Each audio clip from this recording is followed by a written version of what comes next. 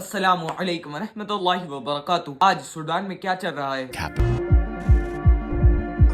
Two rival generals and their armies are fighting. United nation के अनुसार आज Sudan में वर्ल्ड बिगेस्ट ह्यूमैनिटेरियन क्राइसिस चल रहे हैं। वहाँ पर भुखमरी, लोगों को मारना, ऐसी चीजें हो रही है कि हम इमेजिन भी नहीं कर सकते। 27 अक्टूबर 2025 येल यूनिवर्सिटी के ह्यूमैनिटेरियन रिसर्च की सैटेलाइट ने कुछ फोटो भेजी जिसमें अल्फासिर एक जगह है। अल्फासिर के एरिया में कहीं बहुत सारी झुंड में लाशें पड़ी है, डेड बॉडीज पड़ी है इंसानों की, और उनके आजू बाजू इतना खून है कि वो सैटेलाइट से दिख रहा है। आखिर चल क्या रहा है सूडान में, आज हम अच्छे से जानते हैं। आज सूडान में लोगों को मारा जा रहा है तो नॉन अरब ट्राइब से उनको ज्यादा मारा जा रहा है। लेकिन इन सब की शुरुआत कहाँ से हुई, चलिए हम जानते हैं। इससे पहले मैं आपको ये बता दूं कि सूडान में 95% मुस्लिम से, जिसमें से 70% मुस्लिम उस देश के हैं सूडान के मुस्लिम से, बाकी जो 30% ट्राइब से जो कि अलग अलग उनका नाम है वो भी मुस्लिम ही है। जब सूडान 1956 में आजाद हुआ, अब सरकार आई उमर हसन बशीर की, जिन्होंने 30 साल राज किया और हम जितना इमेजिन नहीं कर सकते उससे ज्यादा सूडान के लोगों को दुख पहुंचाया। गरीबी, खाने की परेशानी, लोगों को मारना, स्मगलिंग, करप्शन, हर चीज 30 साल तक उन्होंने करी। लेकिन इन सब से फाइनली तंग होकर सूडान ने एक फैसला लिया, सूडान के लोगों ने एक फैसला लिया। 2019 में वो लोग सड़क पर उतर गए और प्रोटेस्ट करने लगे। ये प्रोटेस्ट बहुत ज्यादा बढ़ गया तो इस प्रोटेस्ट को हाईजैक किया दो लोगों ने। एक थे आर्मी के लीडर अल फतह अल बुरहान और एक थे RSF के लीडर मोहम्मद हमदान। ये दोनों ने इस चीज को हाईजैक किया। लेकिन सूडान के लोगों की डिमांड थी कि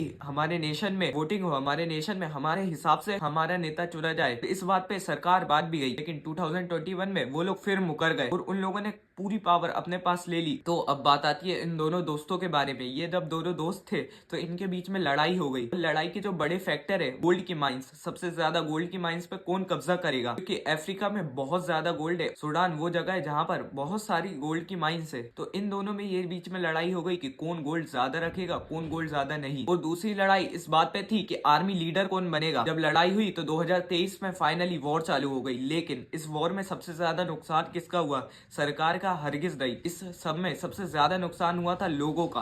1.5 मिलियन लोग इसमें मरे थे। ओपन फायरिंग हो रही थी, लोगों के घर में जाके उनको मार दिया जा रहा था। 12 मिलियन से ज्यादा लोग बेघर हो गए थे, बेसहारा हो गए थे, और हॉस्पिटल्स, स्कूल, ऐसे मेजर चीजें इन सब में टूट चुकी थी। लोगों की बस से बदतर हालत हो गई थी। ओपन फायरिंग हो रही थी लोगों के ऊपर। तो अब ये सब तो हो गई सूडान की बातें, ये सब तो हो गई इस दुनिया के रिलेटेड बातें। लेकिन अब हम इसको थोड़ा इस्लाम से जोड़ते हैं। वहां पर जैसे मैंने आपको बताया था कि 95% मुस्लिम्स है, तो हमें अल्लाह से बस यही दुआ करनी चाहिए कि हम उनके लिए दुआ करें, क्योंकि वो जिस हालत में गुजर रहे हैं, जिस हालत में गुजर रहे थे, अल्लाह उनकी लड़ाई को रोक दे, अल्लाह उनकी खैर अता फरमाए, और वहां पर एक अच्छी सरकार, एक अच्छी डेमोक्रेसी, अच्छी गवर्नमेंट आए जो कि लोगों का ख्याल रखे। क्योंकि अफ्रीका वो जगह है जहाँ पर चीजों की कमी नहीं है, नेचुरल रिसोर्स भर भर के है, गोल्ड बहुत ज्यादा है, लेकिन वहाँ पर गलत सरकार की वजह से लोगों का कितना नुकसान हो रहा है। सो अल्लाह से हमारी यही दुआ है, अल्लाह से हमारी यही दरखास्त है, या अल्लाह जितने लोग मरे हैं उनको जन्नतुल फिरदौस में आला से आला मुकाम अता फरमा, और जितने लोग जिंदा है अल्लाह उनकी मदद फरमा।